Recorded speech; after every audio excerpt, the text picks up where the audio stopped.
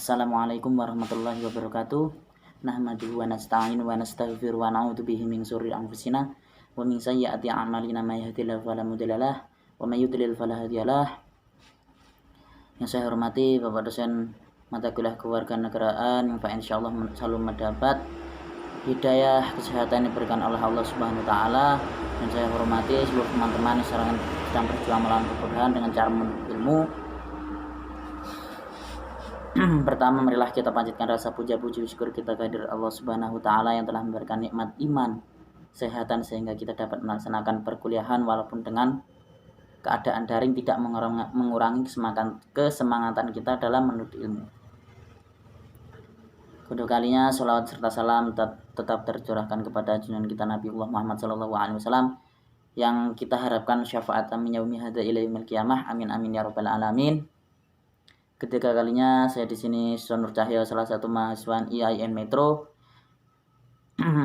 Pendidikan Bahasa Arab Fakultas Tarbiyah, yang akan menjelaskan tentang pengertian good governance. Apa sih yang dinamakan dengan good governance?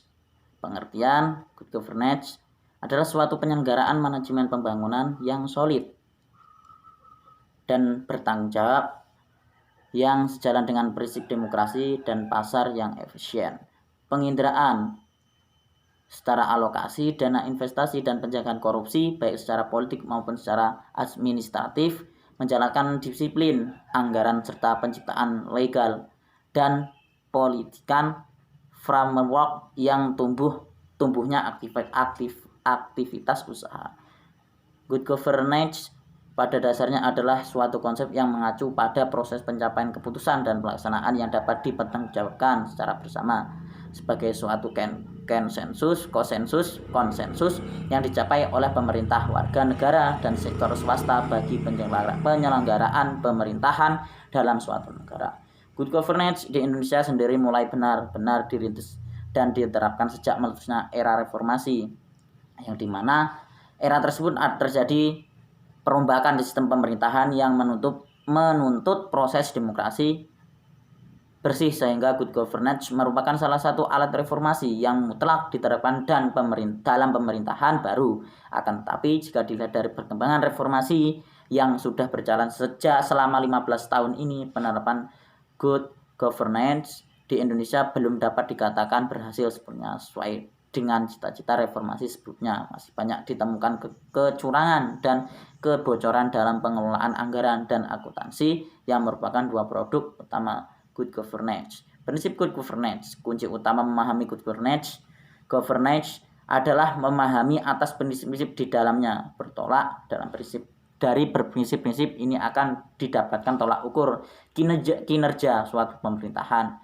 Baik buruknya pemerintahan bisa dinilai bila ia telah bersinggungan dengan semua unsur prinsip-prinsip good governance. Menyadari pentingnya masalah ini, prinsip-prinsip good governance diurai suatu persatu sebagaimana tertera di bawah ini.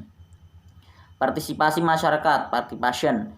Semua warga masyarakat mempunyai suara dalam pengambilan keputusan, baik secara langsung maupun melalui lembaga-lembaga perwakilan sah yang mewakili kepentingan mereka. Partisipasi menyeluruh tersebut dibangun berdasarkan kebebasan berkumpul dan mengungkapkan pendapat serta kapasitas untuk berpartisipasi secara konstruktif.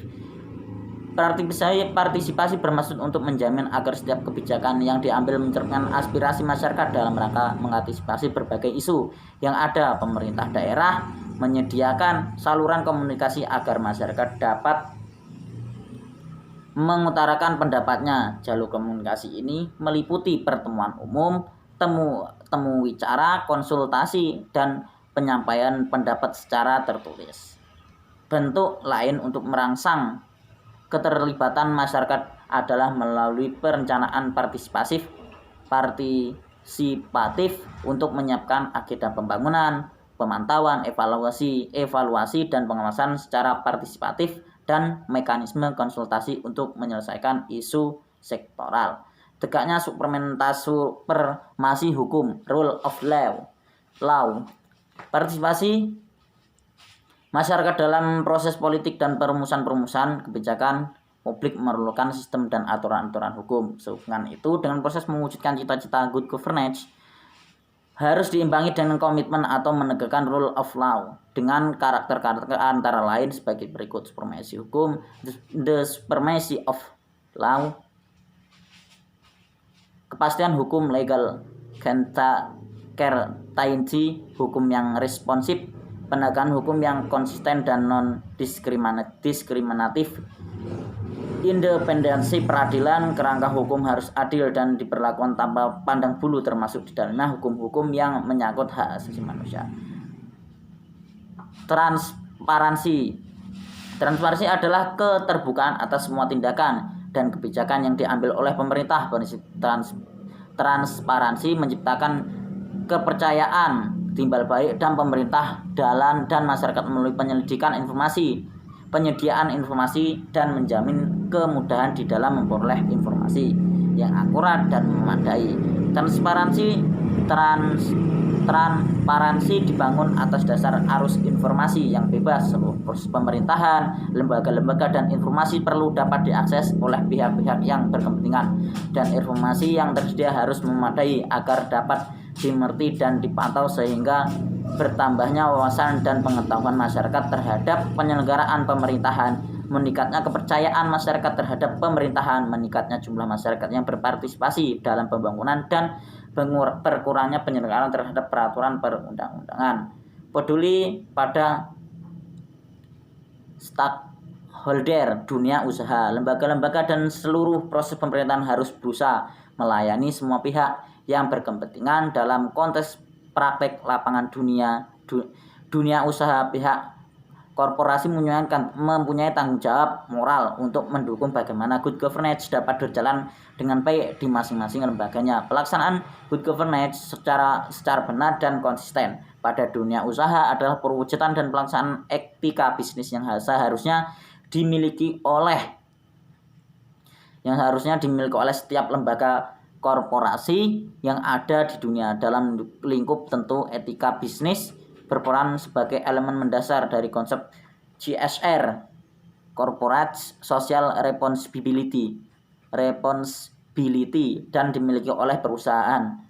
Pihak perusahaan mempunyai kewajiban sebagai sebagian masyarakat yang lebih luas untuk memberikan kontribusinya. Praktek good governance menjadi kemudian guidance atau panduan untuk operasional perusahaan, baik yang dilakukan dalam kegiatan internal maupun eksternal perusahaan. Internal berkaitan dengan operasional perusahaan dan bagaimana perusahaan tersebut bekerja, sedangkan eksternal lebih kepada bagaimana perusahaan tersebut bekerja dengan stakeholder lainnya, termasuk di dalamnya politik.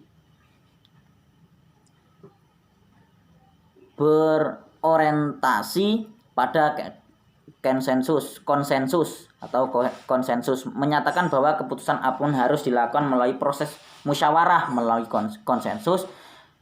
Model pengambilan keputusan tersebut selain dapat memuaskan semua pihak atau sebagian besar pihak, juga dapat menjadi keputusan yang mengikat dan memiliki bersama, sehingga ia akan mempunyai kekuatan memaksa bagi semua komponen yang terlibat untuk melaksanakan keputusan tersebut. Paradigma ini perlu dikembangkan dalam konteks pelaksanaan pemerintahan. Karena urusan yang mereka kelola adalah persoalan-persoalan publik yang harus dipertanggungjawabkan kepada rakyat. Semakin banyak yang terlibat dalam proses pengambilan keputusan secara partisipasi, maka akan semakin banyak aspirasi dan kebutuhan masyarakat yang terwakili. Tata pemerintahan yang baik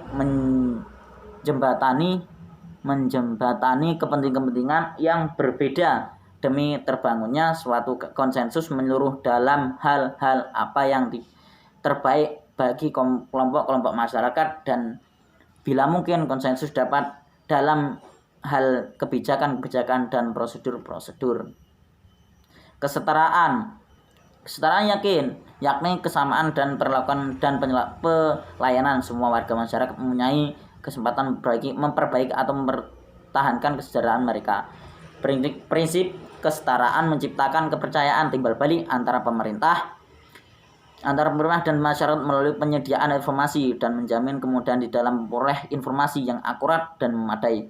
Informasi adalah suatu kebutuhan penting masyarakat untuk berpartisipasi dalam pengelolaan daerah. Berkaitan dengan hal tersebut, pemerintah daerah perlu proaktif memberikan informasi lengkap tentang kebijakan dan layanan yang disediakan kepada masyarakat.